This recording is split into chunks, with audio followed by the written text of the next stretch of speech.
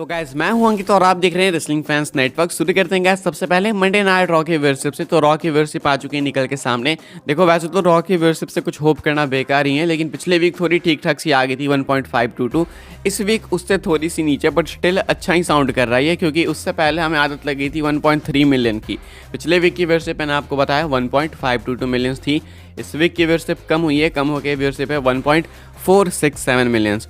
Show के अंदर कुछ मेजर चीज़ें थी, एंड में तो बहुत ही एक मेजर चीज़ हो गई, वो था ड्रू मैकिंटायर का हील टर्न। ज्वाइन कर लिया उन्होंने Rhea Ripley and judgment day को। एंड अब अगर हम लोग बात करें कि व्यूअरशिप क्या उसके हिसाब से सही है, तो मेरे अकॉर्डिंग सही है। क्यों? क्योंकि भाई वो चीज़ बिल्कुल एंड में हुई थी, उसका व्यूअरशिप पे कोई खासा इंपैक्ट पड़ता नहीं। जब तक लोगों को पता चलता कि मैकिंटायर का हील टर्न हुआ है, लोग चैनल स्विच करते हैं, इतने में शो खत्म हो चुका था, तो वो उस चीज़ में काउंट हो ही नहीं पाया। अगर पहले से कंफर्म रहता, बिल्कुल एकदम कॉन्क्रीट रहता कि मैकिंटायर हील टर्न करेंगे, तो व्यूअरशिप शायद थोड़ी ज़्यादा बढ़ जाती, लेकिन बिल्कुल कॉन्क्रीट तो था नहीं। कुछ लोगों को पता था, हमने गेस वगैरह किया था। अगर ये पहले से कंफर्म टाइप सा होता तो व्यूअरशिप बढ़ती जरूर से। अभी के हिसाब से मेरे अकॉर्डिंग तो नंबर ठीक ठाक सही है, हालांकि ये बहुत कम है बट स्टिल रॉ के अराउंड अगर हम लोग देखें तो ठीक ठाक से हैं। आगे बढ़ते हैं गाइस, सीएम पंक की बात करते हैं। सीएम पंक ने कुछ बहुत ही मेजर टीजर्स ड्रॉप करे हैं डब्ल्यूडब्ल्यू और एईडब्ल्यू दोनों को लेकर। देखो अगर आपको नहीं पता तो मैं बता दूं कि एईडब्ल्यू के अंदर ना करेंटली एक डेविल वाली स्टोरी लाइन चल रही है, जहां पे कि एक डेविल है मास्क पहन के, वो अटैक करता है सुपरस्टार्स के ऊपर। एमजेएफ पे उन्होंने अटैक करा अभी रिसेंटली में, तो स्पेक्यूलेशंस है लोगों की कि ये डेविल जो है सीएम पंक हो सकता है। हालांकि सीएम पंक ऑफिशियली फायर हो चुके थे एईडब्ल्यू से। टोनी खान ने स्टेटमेंट भी दी कि हाँ भाई देखो मैंने फायर करा क्योंकि मुझे अपनी लाइफ पे थ्रेट लग रहा था वो। तो ये सारी चीज़ें हुई थी एंड प्रॉपर एक स्टेटमेंट भी रिलीज करी गई थी, बिल्कुल लीगल लगी थी चीज़ें।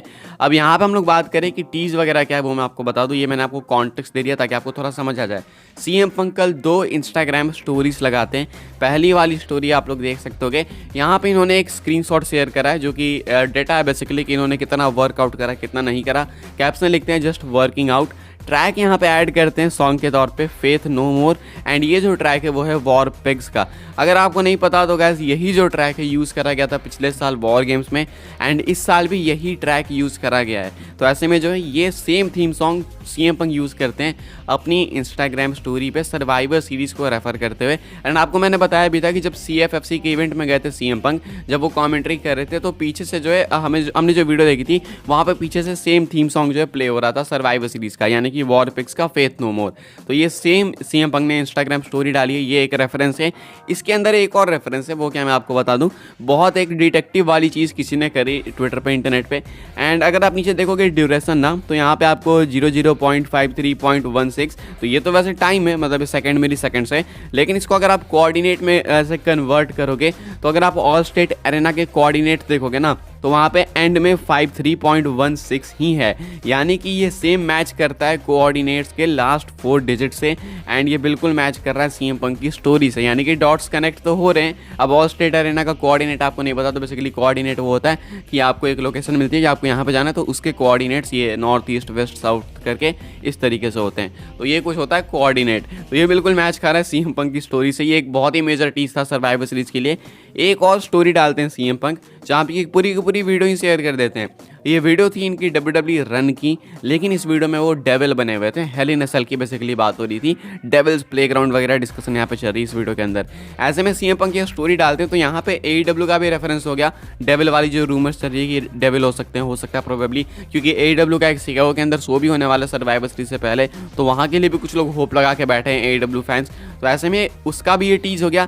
एंड डब्ल्यूडब्ल्यू की वीडियो शेयर करके इन्होंने डब्ल्यूडब्ल्यू का भी टीज कर दिया, नीचे डब्ल्यूडब्ल्यू का वाटरमार्क भी मिल जाएगा। तो ऐसे में ये कुछ मेजर टीजर्स हैं।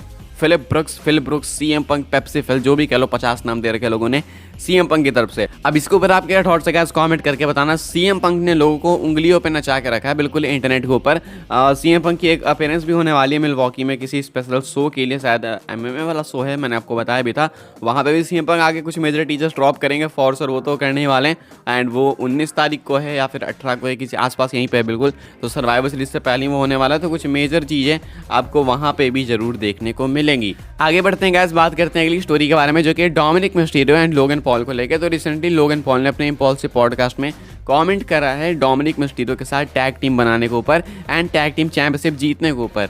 वो इसके अंदर पोटेंशियल देखते हैं। वो क्या कहते हैं मैं आपको दिखा दूँ, बता दूँ। कहते हैं Logan Paul, do I become tag team champion with Dominik Mysterio, could be fun, you got 2 heels, you got 2 people the audience loves to hate and I like Dom. तो यहाँ पे जो है कहते हैं कि लोगन पॉल कि या मुझे डोमिनिक के साथ टैग टीम चैंपियन बनना चाहिए, मज़ा तो ज़रूर से आएगा। तुम्हें 2 हील्स मिल जाएंगे, 2 हील सुपरस्टार टॉप के, तुम्हें 2 ऐसे लोग मिल जाएंगे जिससे ऑडियंस ऐसे हेट करना बहुत ही ज़्यादा पसंद करती है। एंड मुझे पर्सनली डोमिनिक पसंद है, तो हाँ ये चीज़ हो सकती है। हमने देखा भी था कि अभी रिसेंटली UFC के इवेंट में 295 में गए थे लोगन पॉल, तो वहाँ पर इन्होंने शाउट आउट दिया डोमिनिक मिस्टीरियो को। उसके बाद डोमिनिक ने भी जो है फेवर रिटर्न करा शाउट आउट देके लोगन पॉल को। तो ये जो इनके बीच में चल रही है काफ़ी अभी अच्छी सी चीज़, क्योंकि दोनों के दुश्मन भी सेम ही थे एक तरीके से, रे मिस्टीरियो एंड अभी जो है Dominik Mysterio and Logan Paul के टैग टीम के ऊपर लोगन पॉल कमेंट करते हैं, कहते हैं कि मुझे पोटेंशियल दिखता है, ट्राई कर सकते हैं हम लोग, टैग टीम चैंपियन भी बन सकते हैं। मुझे लगता है ऑडियंस को ये चीज़ पसंद आएगी, क्योंकि उन्हें हम दोनों बिल्कुल भी पसंद नहीं है, तो रिएक्शन लाने में ऑब्वियसली ये चीज़ काफ़ी हेल्प करेगी। क्या लगता है आपको, पोटेंशियल है इन दोनों की टैग टीम के अंदर? कॉमेंट करके बताना। अभी तो बिल्कुल सही है डोमिनिक जहाँ पे भी है जजमेंट डे के साथ। अगर वो स्टोरी खत्म होती है एंड लोगन पॉल और ज़्यादा एक्टिव होते हैं WWE के अंदर, तो देन ये चीज़ आगे जाके कंसीडर करी जा सकती है। अभी तो ठीक है जो चल रहा है। आगे बढ़ते हैं गाइस, अगली स्टोरी कवर करते हैं जो कि है रे मिस्टीरियो को लेके। तो भाई रे मिस्टीरियो को लेके आप सबको एक कमेंट करना है। सबसे पहले तो get well soon Rey Mysterio comment कर देना। क्या हुआ मैं आपको बता दूं, रे मिस्टीरियो रिसेंटली गए थे नी सर्जरी के लिए, उन्होंने कराई है नी सर्जरी। सर ये भी एक रीज़न है कि रे मिस्टीरियो जो है US टाइटल ड्रॉप कर चुके हैं लोगन पॉल के अगेंस्ट। तो यहाँ पे बताया जा रहा है Rey Mysterio revealed his successful knee surgery today, he actually has been working through a torn meniscus for about 3 months and the injury has slowly worsened. Ray is expected to be out for 6 to 8 weeks. तो ये जो house of wrestling की report है, वैसे Rey Mysterio ने एक photo भी share की थी, आप लोग देख लो। यहाँ पे बताया जा रहा है कि 3 महीने से, पिछले लगभग 3 महीने से रे मिस्टीरियो जो है इंजरी के साथ compete कर रहे हैं, एंड जो इंजरी है वो ऐसे बेकार ही होते जा रही है, उनके लिए तकलीफदायक ही होते जा रही है, एंड अब जो है उन्हें सर्जरी करानी पड़ी। तो रे मिस्टीरियो की सर्जरी तो हो चुकी है सक्सेसफुल, लगभग 6 से 8 हफ्ते वो बाहर रहेंगे, यानी कि मान के चलो मैक्स टू मैक्स 2 महीने। WWE चाहे तो इसको एक्सटेंड करके 3 महीने भी कर सकती है, बट स्टिल रेसलमेनिया के टाइम पे रे मिस्टीरियो फ्री होंगे। तो अभी के हिसाब से ये कुछ है रे मिस्टीरियो को लेकर अपडेट। सर्जरी हो चुकी है, गेट वेल सून वगैरह आप लोग चाहो तो लिख सकते हो कमेंट्स के अंदर। अपनी आखिरी स्टोरी कवर कर लेते हैं गैस, जो कि है जेड कारगिल को लेकर। तो जेड कारगिल को लेकर क्या अपडेट है, कल कोई पूछ भी रहा था मुझसे, एंड अभी अपडेट भी है मेरे पास कि जेड कारगिल का क्या होने वाला है। देखो जेड कारगिल को लेकर कोई कॉन्क्रीट तो रिपोर्ट नहीं है, लेकिन एक्सपेक्टेड है कि WWE के जो अगले 2 महीने होने वाले हैं, यानी कि नवंबर खत्म होगा सर्वाइवर सीरीज, उसके बाद दिसंबर पूरा खाली है, जनवरी भी ऑलमोस्ट पूरा खाली ही है, एंड में रोयल रंबल। तो इन 2 महीनों में WWE चाहती है कुछ फ्रेश चीज़ें करना। अब फ्रेश चीज़ें बहुत सारी हो सकती हैं, रैंडी ऑर्टन वापस आ रहे हैं, मैकिंटायर का हील टर्न हो चुका है, तो यही 2 महीने होंगे जहाँ पे कि जेड कारगिल को भी प्रॉपर्ली यूज़ करा जाएगा। यानी कि WWE नहीं चाहती है कि अभी खिचड़ी पकाएं। सर्वाइवर सीरीज के लिए ऑलरेडी काफ़ी सारी चीज़ें चल रही है भाई, judgment day and team baby face, और भी बहुत सारी चीज़ें कंटिन्यूएशन में है अभी करेंटली। तो यहाँ पे जेड कारगिल को डाल के कोई फ़ायदा होगा नहीं। हालांकि स्टिल अच्छे खासे होप्स हैं कि Jade Cargill war games match के अंदर हो सकती हैं, लेकिन जब से रिपोर्ट निकल के सामने आई कि बेकी लिंच होने वाली इस मैच के अंदर, तो थोड़ी सी होप्स डाउन हो चुकी है। तो अगर जेड कारगिल उस विमेंस वाले वॉर गेम्स मैच के अंदर नहीं होती हैं, तो मान के चलो कि ये 2 महीने के लिए WWE उनको बचा के रख रही है कि आने वाले 2 महीने थोड़े ज़्यादा हमें बिजी बनाने, तो वहाँ पे कारगिल आएंगी साथ में काम। लेकिन अगर वॉर गेम्स मैच में वो आ ही जाती हैं, तो देन तो और अच्छी बात है भाई, वो तो सीधा आ जाएंगी वहीं पे। देखते हैं क्या होता है। अभी अगर वो वहाँ पे नहीं आएंगी तो समझ जाओ ये प्लान्स चल रहे हैं। फिलहाल इस वीडियो के लिए गाइस यही अपडेट्स है। आई होप्स आपको इन्फॉर्मेशन मिली हो तो वीडियो को लाइक करें, शेयर करें, सब्सक्राइब करें, चैनल को फॉलो कर सकते हैं मुझे इंस्टाग्राम एंड ट्विटर पर, लिंक आपको मिल जाएगा डिस्क्रिप्शन में। ज्वाइन कर सकते हैं व्हाट्सएप चैनल को, उसके भी लिंक है डिस्क्रिप्शन में। मिलता है नेक्स्ट ऑफेयर काफ़ी इंटरेस्टिंग वीडियो में।